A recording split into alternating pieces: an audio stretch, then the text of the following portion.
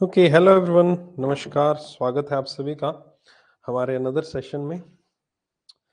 आज के सेशन में मैं बात करने वाला हूं आपसे किसके बारे में? Money market instruments. ठीक है, मनी मार्केट और मनी मार्केट के बारे में बात करेंगे। कैपिटल मार्केट हम ऑलरेडी कर चुके हैं, ठीक है, प्रीवियस सेशंस में। आज हम बात करने वाले हैं मनी मार्केट इंस्ट्रूमेंट्स और मनी मार्केट को एंड कर देंगे। ज़्यादा बड़ा टॉपिक नहीं है, छोटा सा ही टॉपिक है आपका। उम्मीद करता हूँ आवाज़ सब कुछ ओके परफेक्टली आ रहा होगा। ठीक है, ओके। सो मनी मार्केट, कैपिटल मार्केट में हमने क्या सीखा था? कैपिटल मार्केट में हमने ये सीखा था कि कोई भी ऐसा पैसा जो कि लॉन्ग टर्म पर्पज से आपके द्वारा यहां पर इस्तेमाल किया जाता है, लिया जाता है, आपके द्वारा अवेल किया जाता है as a organisation, as a company. ठीक है, और उस पैसे को आप अपनी कंपनी की, ऑर्गेनाइजेशन की काम के लिए लगा देते हो। अब मनी मार्केट क्या अवेलेबल कराता है? मनी मार्केट आपको अवेलेबल कराता है शॉर्ट टर्म के लिए। कैपिटल मार्केट में भी शॉर्ट टर्म के लिए पैसा उठाया जा सकता है, लेकिन उसका जो मेन मोटिव है, जो पर्पस है, जो बेस होता है ना, जो स्ट्रक्चर है, वो उसका स्ट्रक्चर लॉन्ग टर्म के लिए डिजाइन किया गया। लेकिन मनी मार्केट का स्ट्रक्चर है वो यहां पर शॉर्ट टर्म के लिए डिसाइड किया गया। अब शॉर्ट टर्म और लॉन्ग टर्म को आप किस तरह से डिफाइन करोगे? शॉर्ट टर्म को यहां पर आप डिफाइन करोगे कि ऐसी कोई चीज जो कि 1 साल के लिए यहां पर आप उसमें इन्वेस्टमेंट कर सकते हो। शॉर्ट टर्म का मतलब हमारे मार्केट्स में 1 साल तक की इन्वेस्टमेंट को कहते हैं। तो अगर आपके पास कोई ऐसे इंस्ट्रूमेंट है जो कि 1 साल तक उनमें इन्वेस्टमेंट किया जा सकता है, उनका जो मैक्सिमम पीरियड जो है, जिनका मैच्योरिटी जो कह सकते हैं, वो 1 साल ही है, तो वो यहां पर आपका मनी मार्केट के अंदर ही आएगा। बहुत सारे इंस्ट्रूमेंट्स हैं आपके यहाँ पर जो मनी मार्केट के तहत आप परचेज कर सकते हो, उनको ट्रेड कर सकते हो, उनको खरीद सकते हो, उनको सेल कर सकते हो। यानी कि उनकी मैच्योरिटी, जितने भी मनी मार्केट के इंस्ट्रूमेंट्स होंगे, उनकी मैच्योरिटी 1 साल के लिए होगी। यानी कि आपको थोड़े समय के लिए पैसा चाहिए, तो आप इनके थ्रू यहाँ पर उन पैसे को, फंड्स को अरेंज कर सकते हो। That is the basic concept of the money market. Money market का एक और जो कंसेप्ट है वो यहाँ पर आपका जो जितने भी मनी मार्केट के इंस्ट्रूमेंट्स हैं, उन सब इंस्ट्रूमेंट्स को यहां पर आरबीआई भी बड़ा ही गौर से देखता है। रिजर्व बैंक ऑफ इंडिया की जो मॉनेटरी पॉलिसी है, खैर अभी करवाई नहीं है, लेकिन वो मैं हमेशा मॉनेटरी पॉलिसी जब मैं तब करवाता हूं आरबीआई की, जब आपका ये कैपिटल मार्केट, मनी मार्केट के जो टॉपिक्स हैं, वो जब कुछ और टॉपिक्स जिनसे रिलेटेड है वो कंप्लीट हो जाता है, उसके बाद मैं मॉनेटरी पॉलिसी लेकर आता हूं। तो मॉनेटरी पॉलिसी का लेक्चर भी आपको बहुत जल्द देखने को मिलने वाला है। मॉनेटरी पॉलिसी यहां पर जो होती है, वो यहां पर फोकस, आप में से बहुत सारे स्टूडेंट्स को ये लगता होगा मॉनेटरी पॉलिसी का फोकस क्या होता है कि इन्फ्लेशन को टारगेट करना, और है भी वही। मैं ये डिनाई नहीं करूंगा कि मॉनेटरी पॉलिसी का फोकस इन्फ्लेशन को टारगेट नहीं है। मॉनेटरी पॉलिसी का फोकस इन्फ्लेशन को टारगेट है कि जो हम देखते हैं 2 से 6% का बैंड है, उसके बीच में आपकी इन्फ्लेशन होनी चाहिए, उससे ऊपर नहीं होनी चाहिए, उससे कम नहीं होनी चाहिए। और अगर उसके ऊपर या नीचे जाती है, तो रिजर्व बैंक ऑफ इंडिया यहां पर अपनी मॉनेटरी पॉलिसी को थोड़ा बहुत बदलाव करने की कोशिश करता है। जो पॉलिसी रेट्स है उनमें बदलाव करता है उसके अनुसार। लेकिन पॉलिसी रेट्स में बदलाव के अलावा जो आरबीआई है, उसकी मॉनेटरी पॉलिसी एक और चीज पे डिपेंड करती है, और वो डिपेंड रहती है आपकी मनी मार्केट के इंस्ट्रूमेंट्स के ऊपर। अब ऐसा क्यों? ऐसा इसलिए कि मान लीजिए मैं यहां पर दो व्यक्ति हैं, ठीक है, दो व्यक्ति ने, एक व्यक्ति है, मान लीजिए मैं हूं, मुझे पैसा चाहिए। मैं ए के पास जाऊंगा, एक किसी व्यक्ति के पास जाऊंगा, मैं कहूंगा मुझे पैसा दे दो, वो कहता है 10% ब्याज पे आपको पैसा मिलेगा। मैं दूसरे पर्सन के पास जाऊंगा, वो कहेगा कि आपको मैं 10.5% पे ब्याज पे दूंगा पैसा, 11% पे दूंगा। तो आप ऑब्वियस है किसके पास जाओगे? कहां से आप पैसा उठाना पसंद करोगे? कहां से उठाओगे? ऑब्वियस है जहां से आपको सस्ता ब्याज मिल रहा है वहीं से उठाओगे। 10% वाले के पास जाओगे, 10.5, 11 वाले के पास तो नहीं जाओगे, जब तक कोई आपको और बहुत बढ़िया सुविधा नहीं देता तो। राइट, नॉर्मल सा लॉजिक है, इसमें कुछ और सोचने वाली बात है ही नहीं। सेम उसी तरह से आपने अगर मॉनेटरी पॉलिसी, खैर पढ़ेंगे, डिटेल में पढ़ेंगे, लेकिन आपने हल्का फुल्का जरूर सुना होगा, मॉनेटरी पॉलिसी में एक रेपो रेट होता है। उस रेपो रेट के तहत क्या होता है? रेपो रेट में यहां पर आपका बैंक जो है, रिजर्व बैंक ऑफ इंडिया से पैसा उठाते हैं। यही आपने बेसिक सुना होगा। वैसे ये डेफिनेशन भी अधूरी है, इस डेफिनेशन को भी बहुत डिटेल में क्रैक करूंगा। अब आज भी कुछ रेपो से रिलेटेड आएगा, वो भी समझाऊंगा तब मैं। ठीक है, ये डेफिनेशन क्या अधूरी है, तो लेकिन आप सिंपल भाषा में यही जानते हैं, स्कूल से कॉलेज में हम यही पढ़ते आ रहे हैं कि रेपो का मतलब होगा कि आरबीआई से यहां पर पैसा बैंक उठा रहा है। अब आरबीआई से जो बैंक पैसा उठा रहा है, वो जिस इंटरेस्ट पे उठा रहा है वो रेपो रेट है। अब मैं, मान लीजिए मुझे पैसों की जरूरत है बैंक को, और वो मैं आरबीआई से उठा रहा हूं, लेकिन मुझे आरबीआई से पैसा उठाकर महंगा पड़ रहा है। मुझे किससे महंगा पड़ रहा है? मैं मनी मार्केट में आता हूँ एज अ बैंक, और मुझे वहां पर पैसा जो मिल रहा है, वहां से पैसा उठा रहा हूँ, वहां पर मैं इंस्ट्रूमेंट को परचेज कर लेता हूँ, ले लेता हूँ, उससे मुझे कम रेट ऑफ इंटरेस्ट पे पड़ रहा है। तो मैं आरबीआई से क्यों लूंगा वो पैसा? नहीं लूंगा ना। ऑब्वियस है कि आरबीआई का रेपो जो है वो भी 1 साल से कम की ट्रांजैक्शन एग्जीक्यूट करता है, और जो मनी मार्केट इंस्ट्रूमेंट है वो भी 1 साल से कम एग्जीक्यूट करते हैं ट्रांजैक्शन। दोनों में मैच्योरिटी के पीरियड में कोई फर्क नहीं है। अगर मुझे मनी मार्केट में सस्ता मिलेगा तो मैं मनी मार्केट में सस्ता लूंगा ना। मैं क्यों जाऊंगा यहाँ पर आपका यहाँ पर आरबीआई के रेपो के पास नहीं जाऊंगा। सही बात की नहीं, सही बात। इसलिए आरबीआई को ये भी देखना होता है कि हम अपने पॉलिसी रेट्स में इस तरह से बदलाव ना कर दे कि हमारे से कोई पैसा लेने आए ना, हमारा तो सरप्लस पड़ा, हम तो देने के लिए रेडी है ना। तो इसलिए आरबीआई को ये भी देखना पड़ता है। इसलिए यहाँ पर एक लाइन यहाँ पर, खैर जो मैंने बताया वो यहाँ पर लिखा हुआ है, और एक लाइन यहाँ पर नीचे भी लिखे हो, the objective monetary management by the central bank is to align money market rates with the key policy rates. ये लाइन का मतलब यही है, ठीक है। तो मनी मार्केट इस तरह से भी काम करता है कि पॉलिसी रेट्स जो है उनमें भी यहाँ पर जो बदलाव किया जाता है मनी मार्केट के इंटरेस्ट के हिसाब से ही बदलाव किया जाता है। आई होप सो कि बेसिक जो मनी मार्केट का है वो आपको कंसेप्ट क्लियर हो गया होगा। अब आगे चलते हैं हम। आगे हमारे पास क्या है, आगे हमारे पास इसके अलग अलग इंस्ट्रूमेंट्स हैं, अलग अलग चीजें हैं, अलग अलग बातें हैं जहां पर आप इन्वेस्टमेंट कर सकते हो। कहां पर? मनी मार्केट में। सबसे पहले हमने सुनते हैं हम word call money, notice money and the term money. ये सारे के सारे इंस्ट्रूमेंट्स हैं यहां पर आपका मनी मार्केट में इन्वेस्ट करने के। कॉल, नोटिस, टर्म मनी जो है वो एक मार्केट है for trading very short term, बहुत शॉर्ट टर्म के लिए। और शॉर्ट टर्म मतलब क्विकली, शॉर्ट टर्म कितना शॉर्ट टर्म? इवन एक दिन के लिए, एक रात के लिए यहां पर पैसा जो है वो यहां पर आपका लिया जा सकता है कॉल मनी के थ्रू। यहां पर अगर आप एक दिन के लिए पैसा उठाते हो, केवल एक दिन के लिए, तो उसको हम कॉल मनी कहते हैं। 2 से 14 दिन के लिए आप पीरियड के बीच में पैसा उठाते हो तो उसको हम नोटिस मनी कहते हैं। तो कॉल मनी, नोटिस मनी, तो ये हो गया एक दिन, 2 दिन से 14 दिन। और अगर आप पैसा 14 दिन से 1 साल के बीच में उठाते हो तो उसको हम टर्म मनी कहते हैं, टर्म मनी, ठीक है। और इस पे जो इंटरेस्ट रेट होता है वो डिसाइड बार बार वेरी करता है, बार बार इसका डिसीजन लिया जाता है, बदलाव होते हैं, डिपेंड करता है मार्केट के ऊपर कितनी डिमांड है। किसी चीज की डिमांड बहुत बढ़ जाती है तो उसका इंटरेस्ट बढ़ा देंगे, कम हो जाती है तो इसके जो रेट्स है ना, जो इंटरेस्ट के, अब आप सोचो एक दिन के लिए मुझे पैसा चाहिए, एक दिन के लिए जो पैसा चाहिए उसका रेट ऑफ इंटरेस्ट कितना बार बदलता होगा, वोलेटाइल कितना होगा, आज इतने में मिल रहा है, कल इतने में मिल रहा है, 15 सेकंड बाद इतने में मिल रहा है, एक सेकंड के बाद या फिर 15 मिनट के बाद इतने में मिल रहा है। तो इतना वोलेटिलिटी होती है इनकी रेट्स में कि जैसे हमने शेयर्स के प्राइसेस ऊपर नीचे होते हैं वैसे ही इनके प्राइस, इनके रेट ऑफ इंटरेस्ट भी ऊपर नीचे होते हैं।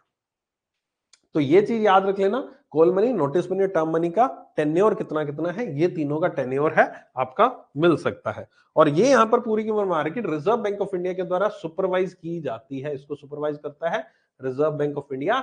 जो पार्टिसिपेंट होते हैं, जो कौन कौन इसमें पार्टिसिपेट कर सकते हैं? बैंक्स कर सकते हैं, प्राइमरी डीलर्स कर सकते हैं, फाइनेंशियल इंस्टीट्यूशन, इंश्योरेंस कंपनीज, कुछ म्यूचुअल फंड हाउसेज, जिसमें बैंक्स और पीडीज जो है वो एज अ बोरोवर और लेंडर दोनों की तरह काम करते हैं। यानी कि वो बोरो भी कर सकते हैं इसके थ्रू और वो पैसा दे भी सकते हैं, बैंक्स और प्राइमरी डीलर्स दोनों के दोनों। Non bank institution which have been given specific permission to operate in call, notice money market can however operator as lenders only. ये नॉन बैंकिंग फाइनेंशियल इंस्टीट्यूशन जो है, एनबीएफसी टाइप जो है या other institution other than the banks जितने भी हैं, वो एज अ लेंडर ही काम कर सकते हैं। वो बोरोवर और लेंडर की तरह, दोनों की तरह काम नहीं कर सकते। अब यहां पर आगे बढ़ने से पहले एक चीज और इंपॉर्टेंट बता दूं, ये जो मनी मार्केट का जो चैप्टर है ये थोड़ा सा याद करने के पॉइंट से थोड़ा कंफ्यूजन वाला है। कंफ्यूजन वाला क्यों है? क्योंकि इसमें आपको याद क्या करना है मैं आपको बता दूं, एग्जाम रेलेवेंट क्या चीज है। इसमें एग्जाम रेलेवेंट जो चीज है वो है आपका पहला तो टेन्योर, कितने समय से मिनिमम मैक्सिमम समय क्या क्या है इनका।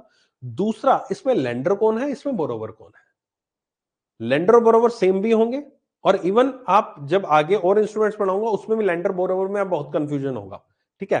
तो इस चैप्टर को बहुत ध्यान से, तसल्ली से आपको याद करने वाला है। समझा मैं दूंगा एक एक टर्म, जैसे मैंने आपको समझा दिया मनी मार्केट, एक बेसिक मैंने क्लियर कर दिया, कॉल मनी और नोटिस मनी समझा दी। इस तरह से मैं सारे इंस्ट्रूमेंट्स आपको समझाऊंगा, लेकिन इसमें याद करने वाले लैंडिंग, बोरोइंग वगैरह, लैंडिंग, लेंडर, लेंडर कौन है, बोरोवर कौन है, टाइम पीरियड क्या है, इन पे थोड़ा फोकस करना, कौन सुपरवाइज करता है इनको, है ना। वो क्वेश्चन आपके एग्जाम में हिट कर सकता है, ठीक है। चलो, और इनका जो ट्रेडिंग होती है मतलब कहां पर अवेलेबल रहते हैं, ये अवेलेबल रहते हैं एनडीएस कॉल सिस्टम करके, आरबीआई का ही एक सिस्टम है, आरबीआई ही इसको बनाता है, that is negotiated dealing system, इसको कहते हैं एनडीएस, नेगोशिएटिंग डीलिंग सिस्टम। ठीक है, तो नेगोशिएटिंग डीलिंग सिस्टम एक है ऐसा सिस्टम जो कि एक पोर्टल है जहां पर आप जाकर अपने ट्रेडिंग कर सकते हो, खरीद बेच सकते हो। अगर आपको कॉल मनी के थ्रू पैसा चाहिए, लेंडर हो, बोरोवर हो, जो भी हो आप, उसके अकॉर्डिंग आप यहां पर एनडीएस में अप्लाई कर सकते हो, वहां पर जा सकते हो।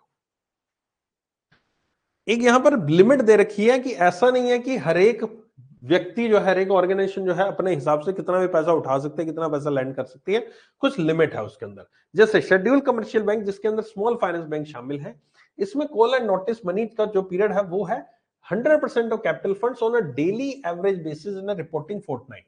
रिपोर्टिंग फोर्टनाइट मतलब कि आपको मान लीजिए 14 दिन बाद, 15 दिन बाद आपको रिपोर्ट करना है आपका आरबीआई को, एक अगर शेड्यूल कमर्शियल बैंक को, कि आपने कितना पैसा कॉल नोटिस मनी से उठाया था।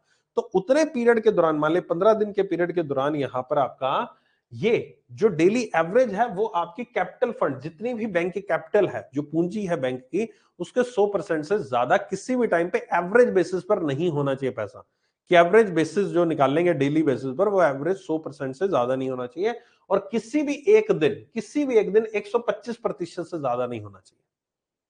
ठीक है, ओके, समझ गए, ये लिमिट है। Internal board approve limit with in the prudential limit for interbank liabilities, ये टर्म मनी जो है वो बैंक खुद डिसाइड कर सकता है। ये यहां पर आरबीआई ने इनको लिमिट लगाई है, बोरोइंग लिमिट है, कि बोरो कितना मैं कर सकता हूं, पैसा उठा कितना सकता हूं। Payment bank and regional rural bank, इनके लिए क्या है, 100% of capital funds on a daily average basis, यानी कि ये वाला और ये वाला सेम है, ये वाला 125% भी दोनों के केस में सेम है। लेकिन ये टर्म मनी इसमें अप्रूव करेगा बोर्ड, जो भी मानेगा वो कितने परसेंट हो सकते हैं वो उनकी एग्री करेगा, लेकिन इसमें यही मैक्सिमम अमाउंट है, इसमें बोर्ड का कोई भी लेना देना नहीं है, टॉप मैनेजमेंट का कोई इशू नहीं है। कोऑपरेटिव बैंक यहां पर 2% of aggregate deposit at the end of the previous financial year, पिछले फाइनेंशियल ईयर में आपका जितना भी डिपॉजिट है उसका केवल 2% तक ही आप पैसा उठा सकते हैं, अगर आप एक कोऑपरेटिव बैंक हो तो। अगर आप प्राइमरी डीलर हो तो उसके अंदर 225% नेट ओन्ड फंड का at the end of the previous financial year में डेली एवरेज जो होगा आपका, वो 225% से ज्यादा नहीं होना चाहिए, और टर्म मनी में ये चीज 225% आपकी end of the previous financial year. इसमें एवरेज ले रखा है, जैसे यहां पर एवरेज था फिर एनी गिवन डे था, वैसे इसमें भी एवरेज, और इसमें 225 ही है, समझ लो यार, एवरेज और डेली बेसिस पे एक ही बात पड़ जाएगी, 225 एवरेज लगा लो चाहे 225 डेली का लगा लो। अब इसमें नेट ओन फंड है, नेट ओन फंड में यहाँ पर आपका कैपिटल के अलावा और बहुत सारी चीजें आती है, रिजर्व, सरप्लस वगैरह, वो भी ऐड हो जाते हैं, तो सब मिलाकर यहाँ पर आपका 225% यहाँ पर आपका मैक्सिमम बोरोइंग लिमिट इनके द्वारा हो सकते हैं, मतलब इतना इतना पैसा ये बोरो कर सकते हैं, कॉल नोटिस मनी के तहत मैक्सिमम पैसा इतना बोरो किया जा सकता है। ये एक लिमिट है आपकी call money, notice money, term money market की इन इंस्टीट्यूशंस के द्वारा। आई होप सो कि समझ में आ गई होगी आपको, ठीक है, अच्छे समझ में आ गया होगा, राइट, बिल्कुल। चलिए आगे चलते हैं, ट्रेजरी बिल्स। अगला इंस्ट्रूमेंट है टी बिल्स का, ट्रेजरी बिल्स का। ट्रेजरी बिल्स क्या है, ट्रेजरी बिल्स भी one of the money market instrument है, ये भी यहां पर इस्तेमाल किया जाता है शॉर्ट टर्म पर्पस से, वही 1 ईयर के लिए। लेकिन ये ट्रेजरी बिल्स जो है ये रिजर्व बैंक ऑफ इंडिया के द्वारा जारी किए जाते हैं, इनको जारी करने की अथॉरिटी सिर्फ आरबीआई के पास है। ये कोई भी बैंक, ऑर्गेनाइजेशन, फाइनेंशियल इंस्टीट्यूशन, जैसा हमने पिछले टर्म मनी में पढ़ा था, कॉल मनी में, वैसा कुछ नहीं है, ये केवल आरबीआई के द्वारा गवर्नमेंट ऑफ इंडिया के बिहाफ पर ही जारी किए जाते हैं। ये ट्रेजरी बिल्स जो है वो 3 तरह से आते हैं, 91 डेज, 182 डेज, 364 डेज, ठीक है, जस्ट डबल हो रहा है, देखो 91 का डबल 182 का डबल 364 डेज, तो एक साल से कम कम के पीरियड के 3 इंस्ट्रूमेंट्स होते हैं।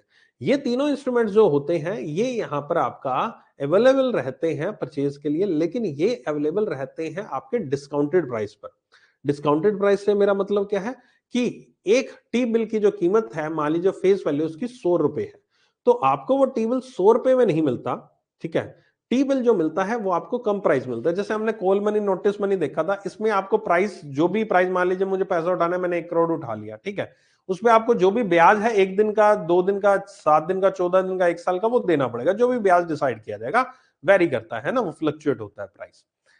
लेकिन इसमें जो है आपको अलग से इंटरेस्ट नहीं देना होता, ट्रेजरी बिल्स में आपको जो इसमें पैसा देना होता है वो आपको यहाँ पर जो आप पैसा उठाते हो वो डिस्काउंटेड प्राइस में मिलता है, और जो आपको पैसा मिलता है तो पूरे में मिल जाता है। कैसे, मान लीजिए आपने 91 डेज का कोई ट्रेजरी बिल उठाया है, ठीक है, आपने यहां पर उठाया है 91 डेज का, तो आपको जो पेमेंट देनी है गवर्नमेंट को, आपको जो आरबीआई को पेमेंट करनी है, आप एज ए लेंडर हो, आप सामने वाला बोरोवर है, आरबीआई बोरोवर है, आरबीआई बोरो कर रहा है आपसे पैसा, आप लेंड कर रहे हो, तो आपको जो पेमेंट करनी है, आरबीआई कहता है कि हमारा जो 91 का ट्रेजरी बिल है वो 100 रुपीज फेस वैल्यू का है, तो आपको यहां पर 100 रुपीज नहीं देने हैं पहले दिन, आपको यहां पर हो सकता है देने हो 98, हो सकता है 98.25, हो सकता है 97.60, हो सकता है 96.36, कुछ भी प्राइस इसमें यहां पर डिसाइड किया जाता है आपका आपस में। और ये डिसाइड कैसे किया जाता है, एक बिडिंग होती है, बिड लगती है, कंपेटिटिव बिडिंग उसको बोलते हैं, कि बहुत सारी ऐसी ऑर्गेनाइजेशन सामने आती हैं और वो कहती है कि मैं आरबीआई को इतने रुपए में पैसा देने की इच्छा रखता हूं, है ना। अब बिडिंग होगी तो बिडिंग में जिसका भाव सबसे ज्यादा होगा वही आरबीआई एक्सेप्ट करेगा। मतलब मान लीजिए किसी की बिड की, किसी ने बोली लगाई कि मैं 98.25 रुपीज में देता हूं, तो आरबीआई से 98.25 रुपीज के हिसाब से पेमेंट रख लेगा, और उसको वापस कितना करना है, आरबीआई को 100 रुपए वापस करना है। फेस वैल्यू 100 रुपए थी, जब वापस किया जाएगा 100 रुपए दिया जाएगा, लिया जाएगा 98.25। अब अगर वो आरबीआई जो 96.36 पे ले ले और 100 रुपीज वापस दे, तो उसको ज्यादा पैसा देना पड़ेगा ना, लौटाना पड़ेगा, डिफरेंस ज्यादा है। तो इसलिए आरबीआई ये कहता है कि जितनी हाईएस्ट बिड होता है उसी हाईएस्ट बिड को एक्सेप्ट करके उसी से पैसा लिया जाता है, तो हाईएस्ट बिड वाले को यहां पर आपका ट्रेजेबल दे दिया जाता है। तो एक कंपिटिटिव बिडिंग उसको बोलते हैं।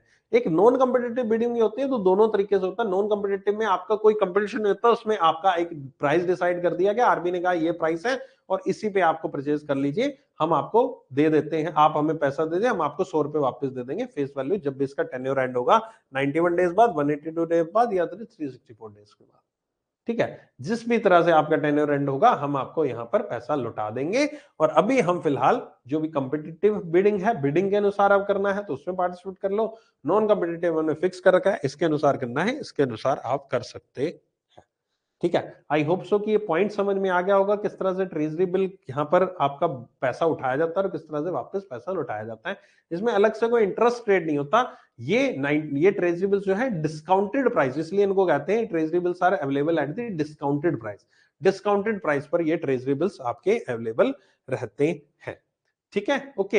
हाँ, एक और चीज इसमें हाल ही में की गई है, जो ट्रेजरी बिल्स हैं वो यहां पर रिटेल इन्वेस्टर्स के लिए उपलब्ध कराए गए। आप जैसे मेरे जैसे लोग भी ट्रेजरी बिल्स को परचेज कर सकते हो। आरबीआई की वेबसाइट है, रिटेल डायरेक्ट स्कीम आई थी 2021 में आरबीआई की, जिसके तहत आरबीआई यहां पर एक इंडिविजुअल इन्वेस्टर को भी यहां पर कहता है कि आप भी परचेज कर सकते हैं ट्रेजरी बिल्स उनकी इस पोर्टल के थ्रू। आप वहां पर अपना रिटेल डायरेक्ट स्कीम के तहत अपना अकाउंट खुलवाइए और वहां पर आप ट्रेजरी बिल्स के लिए बिडिंग कर सकते हो। नॉन बिडिंग में भी और बिडिंग में भी आप पार्टिसिपेट कर सकते हो।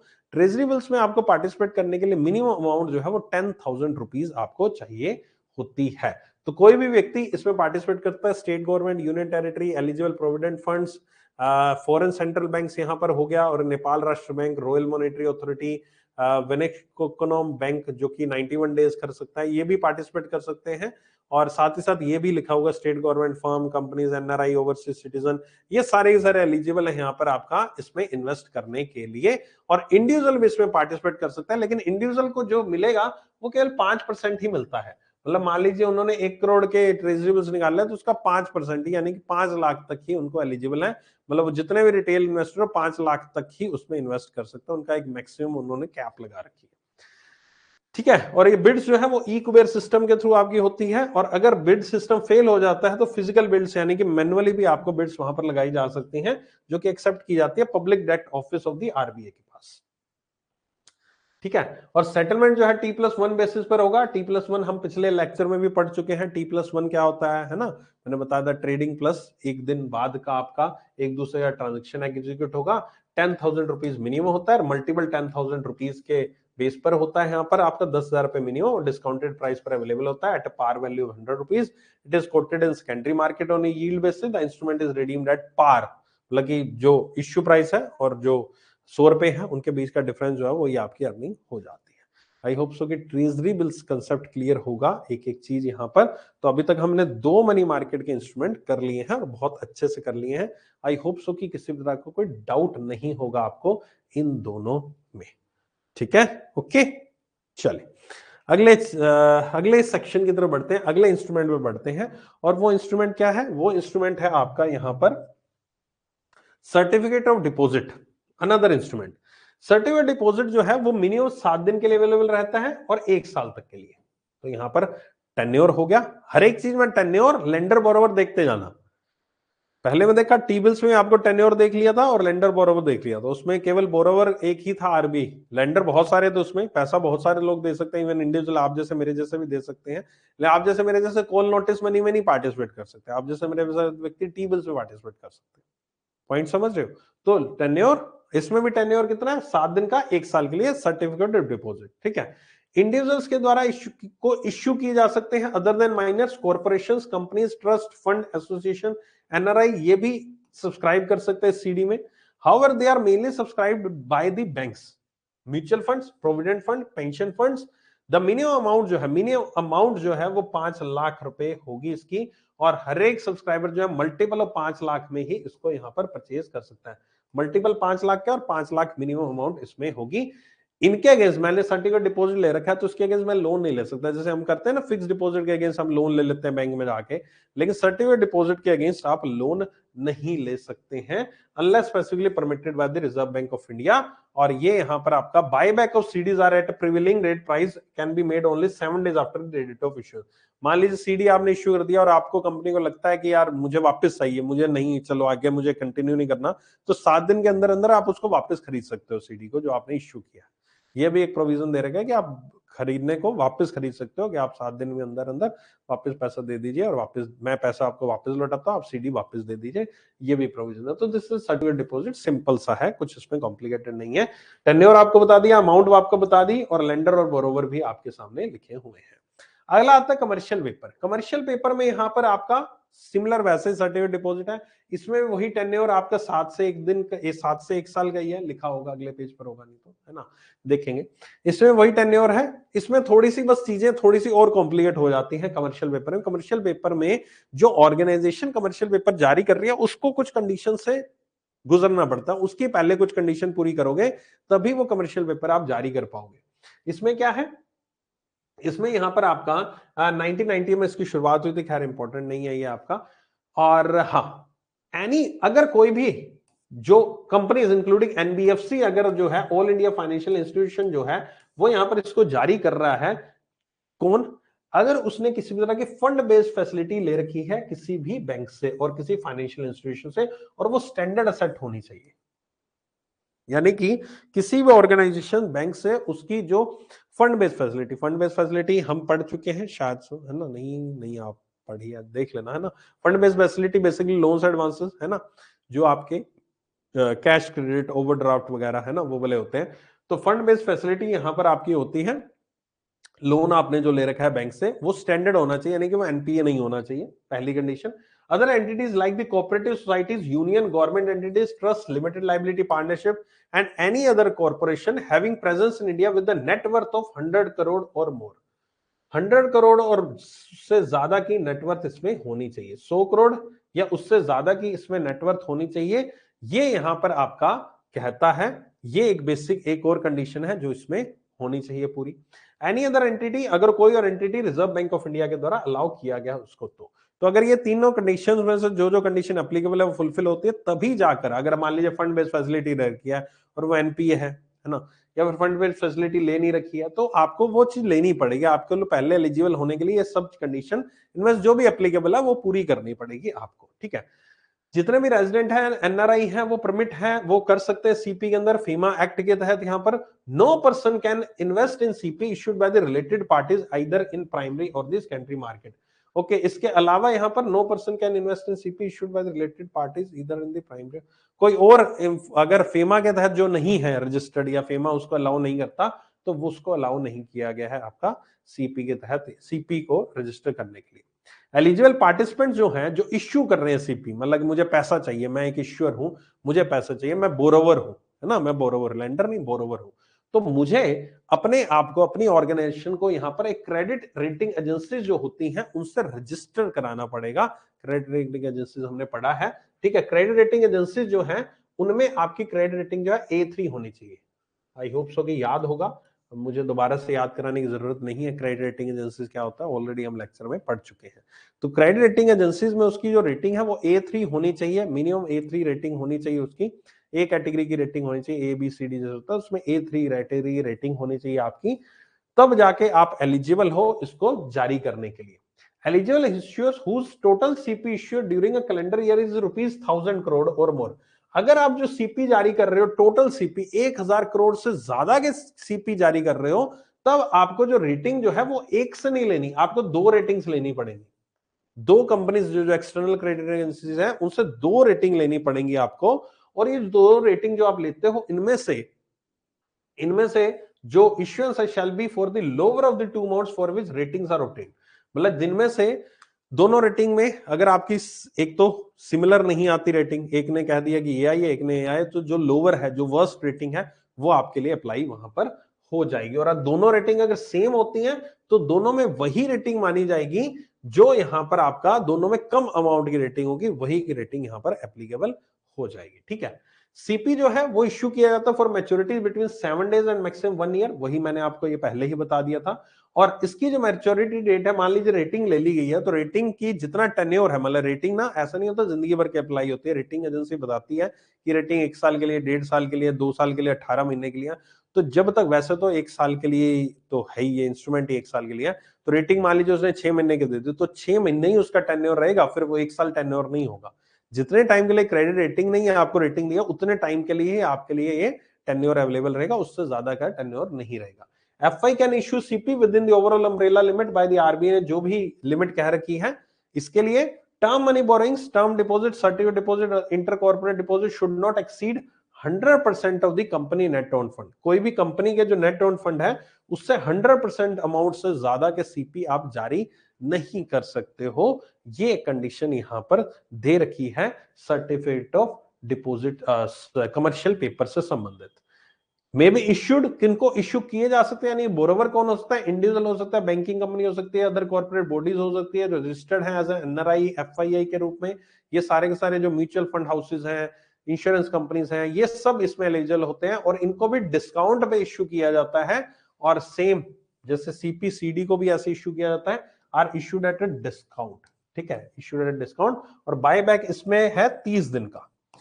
जो सीडी था उसके अंदर बायबैक का 7 दिन का पीरियड था, सीपी में बायबैक का पीरियड 30 दिन का है यहां पर आपका, 30 दिन के अंदर अंदर।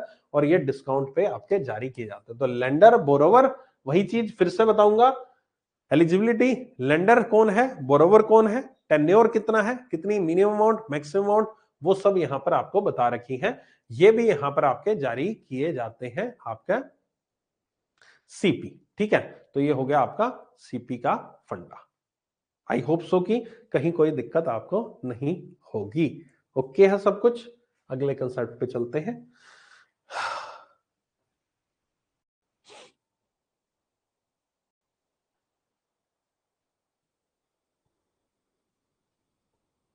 चलो, मिनिमम मैक्सिमम डेट मैंने बता दी है मिंक। ठीक है, रेपो, अगली टर्म आती है रेपो की। रेपो, सर रेपो यहां कहां आ गया रेपो? सर मॉनेटरी पॉलिसी में रेपो पढ़ते हैं ना, रेपो ये यहां कहां आ गया repo? Try party repo, sir ये कौन सी चीज आ गई, है ना। चलो इसको पढ़ाते हैं। देखो वैसे तो रेपो जो टर्म है ये समझने वाली टर्म है मॉनेटरी पॉलिसी में। ठीक है, क्योंकि हम जब भी रेपो का जिक्र करते हैं तो हम मॉनेटरी पॉलिसी हमें याद आ जाती है। जब भी मैं रेपो रेट नाम लूंगा तो मॉनेटरी पॉलिसी आपको याद आ जाएगी। तो मॉनेटरी पॉलिसी यहां पर याद नहीं करते हैं, यहां पर रेपो को हम मॉनेटरी पॉलिसी से बियॉन्ड भी देखते हैं। आपको क्या लगता है केवल और केवल रेपो जो है वो मॉनेटरी पॉलिसी का कोई हक है, कोई आरबीआई का हक है उसके ऊपर? नहीं। रेपो एक जनरलाइज्ड ट्रांजेक्शन है। रेपो कोई ऐसा नहीं है कि जो रिजर्व बैंक ऑफ इंडिया की ही अथॉरिटी है। रेपो का पूरा नाम होता है repurchase transaction. Repurchase transaction repo को कहते हैं। रेपो किसी भी दो ऑर्गेनाइजेशन के बीच की एक ट्रांजैक्शन हो सकती है जिसमें एक ऑर्गेनाइजेशन जो है दूसरी ऑर्गेनाइजेशन से पैसा उठाती है, ठीक है, लेती है, उसके बदले में उसको ब्याज देती है। लेकिन इसके अलावा जब एक ऑर्गेनाइजेशन यानी कि ए ऑर्गेनाइजेशन ने बी से पैसा उठाया, बी ने यहां पर फंड्स दिए, ए को दिए, तो जो बी ने ए को फंड्स दिए हैं यानी कि ए ने बी से लोन लिया है, तो ए जो है उस फंड्स को लेने के बदले में इस बी को कुछ सिक्योरिटीज देता है। सिक्योरिटीज कौन सी भला? गिरवी रखेगा ना कुछ सिक्योरिटी के रूप में। भाई साहब लोन लिया है, पैसा ले रहे हो मेरे से, तो गिरवी तो रखूंगा। तो ये ए जो है, इसके द्वारा जो पैसा दिया गया है उसके बदले में इसको गिरवी रखता है चीजें, और उसी को यहां पर गवर्नमेंट सिक्योरिटीज या बहुत सारे और भी इंस्ट्रूमेंट्स हैं जो इसमें एलिजिबल होते हैं, जो आप यहां पर गिरवी रख सकते हो और उसके बदले में आपको पैसा मिल जाता है। ठीक है, तो ये तो एक सिंगल ट्रांजेक्शन हुई, सिंगल लेग इसको बोलते हैं, वन लेग हुई, एक साइड एक ट्रांजेक्शन हुई। अब यहां पर जब ये पूरी पूरी ट्रांजेक्शन एग्जीक्यूट हो जाती है, यानी कि ए के पास वो समय खत्म हो चुका है जितने समय के लिए इसने पैसा उठाया था, ए क्या करेगा, ए जो है वो पैसा अपना वापस दे देगा बी को जो उसने उससे लिया था, और उससे जो उसको उसने सिक्योरिटी सौंपी थी, गिरवी रखी थी जो सामान, उसको दोबारा से अपने पास रख लेगा, जो कि ऑब्वियस है, उसका हक भी बनता है, वो वापस ले लेगा। अब क्या हुआ यहां पर, अब बेसिकली हमने इस ट्रांजैक्शन को इस तरह से देखा है कि ये एक दूसरे के साथ लोन की ट्रांजैक्शन हुई है, जबकि एक प्रकार से लोन की ट्रांजैक्शन मैं कम कहूंगा, ये ट्रांजैक्शन हुई है परचेज की। परचेज की कैसे, एक और पॉइंट सुन लो, एक और तरीके से हम इसको जान लो कि ए ने यहां पर बी से पैसा लिया, क्या किया उसने, उसको सिक्योरिटी दे दी, उसके बदले पैसा ले लिया, यानी मैंने सिक्योरिटी बेच दी और बी से मैंने खरीद ली, बी से मैंने पैसा दे दिया।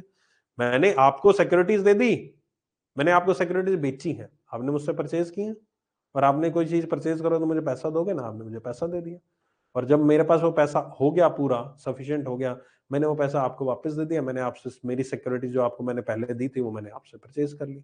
तो जो चीज आपने मुझसे परचेज की थी, उसी चीज को मैं आपसे परचेज कर रहा हूं, दैट इज अ रीपरचेज। इसी को रेपो कहते हैं, इसी को रीपरचेज कहते हैं, इसी को रेपो कहते हैं। This is a repo transaction, this is the repo thing. ठीक है, और बीच में जो ट्रांजैक्शन एग्जीक्यूट की गई है, जो पैसा उठाया गया है, उस पैसे में ब्याज भी मिल जाता है, और उसी को हम रेपो रेट कहते हैं। समझे, रेपो का ये फंडा होता है। रेपो में ट्रांजैक्शन जो है सेल परचेज की होती है, ना कि लोन की होती है। सेल परचेज की ट्रांजैक्शन होती है गवर्नमेंट सिक्योरिटीज की, इसलिए इसको रीपरचेज बोलते हैं, यानी कि जो चीज आपने परचेज की है उसको दोबारा से परचेज करना, रीपरचेज। और इसमें एक और टर्म होती है रिवर्स रेपो। रिवर्स रेपो में क्या होता है, रिवर्स रेपो, अब मान लीजिए मैं आपके साथ रेपो कर रहा हूं दूसरे पर्सन के लिए, वो रिवर्स रेपो ही तो हुआ। रिवर्स रेपो में यही तो समझते हैं हम कि भाई साहब उस पर्सन ने, जो पर्सन पहले मेरे से पैसा उठा रहा था, मान लीजिए ए पर्सन जो है वो पैसा उठा रहा था, पैसा ले रहा था पहले, अब रिवर्स रेपो में क्या होगा, बी पर्सन पैसा उठा रहा है। तो अगर ए के पॉइंट से ये ट्रांजेक्शन रेपो है, तो बी के पॉइंट से ये ट्रांजेक्शन रिवर्स रेपो तो हुई, और क्या हुआ, सेम ही तो चीज है। व्यक्ति बदल गए, रोल बदल गए। ए के हिसाब से मैंने रीपरचेज किया, और बी के हिसाब से उसी चीज को रिवर्स किया गया है। ए ने पैसा उठाया है, बी ने पैसा दिया, और बी के पॉइंट से देखो बी के पैसा दे रहा है उसको, बी के पास पैसा है, सरप्लस है, ले भाई ले ले, और जिस रेट पे देगा वो रिवर्स रेपो। एक के लिए रेपो है, दूसरे के लिए रिवर्स रेपो है, बस ये फर्क है रेपो रिवर्स रेपो में, नथिंग एल्स। ठीक है, आई होप सो कि रेपो का बेसिक जो फंडा है वो आपको क्लियर हो गया होगा, रेपो रिवर्स रेपो का। इसको डिटेल में हम जरूर मॉनेटरी पॉलिसी में दोबारा से डिस्कस करूंगा, क्योंकि उसको हम आरबीआई के पॉइंट से थोड़ा डिस्कस करेंगे। अभी हम नॉर्मल सिंपल वे में पढ़ रहे हैं। इसको अगर आप पढ़ना चाहो पढ़ लेना, समझ में आता है जो लिखा हुआ है, बहुत बढ़िया बात है। सेकंड लेग, फर्स्ट लेग सब लिखा हुआ है, मैंने जो जो चीज बोली है एक एक चीज लिखी हुई है यहाँ पर, बस वो थोड़ा सा टेक्निकल भाषाओं में लिखा हुआ और कुछ नहीं है। रेपो, ये देखो रिवर्स रेपो का भी लिखा हुआ है, that is the involves the buying of the security and lending of short-term surplus in first leg and selling the security at a pre-demand rate in second leg. Automatically, therefore, repo transaction for one counterparty becomes a reverse repo transaction for the other party. ठीक है, okay. इस topic को दोबारा से करेंगे हम monetary policy में, don't worry. ठीक है, तब हम दोबारा से डिस्कस इसको डिटेल में करेंगे। एक आता है try party repo. Try party repo में बेसिकली होता है कि कोई एक तीसरी पार्टी आ गई, एजेंट आ गया, कि मतलब बीच में एक तो होगी दो पर्सन, मैं और आप दोनों ने रीपरचेज एग्रीमेंट कर लिया, एक कोई और पर्सन आ गया, जो पर्सन यहां पर हमारा मीडिएटर के रूप में काम कर रहा है, जो हमारे ट्रांजेक्शन को एग्जीक्यूट कर रहा है। अब ऑब्वियस है, मुझे जरूरी नहीं है कि मुझे आप डायरेक्टली मिल जाओ, है ना, कि आपको पैसा चाहिए, कोई एक पर्सन बीच में, अगर मीडिएटर कोई ऑर्गेनाइजेशन है जो काम करती है, तो उसको हम ट्राई पार्टी रेपो कहते हैं। That is a try party repo system is a type of repo contract where a third entity apart from the borrower lender called the tri-party act as an intermediary between the two parties to the repo to facilitate the service like the collateral selection.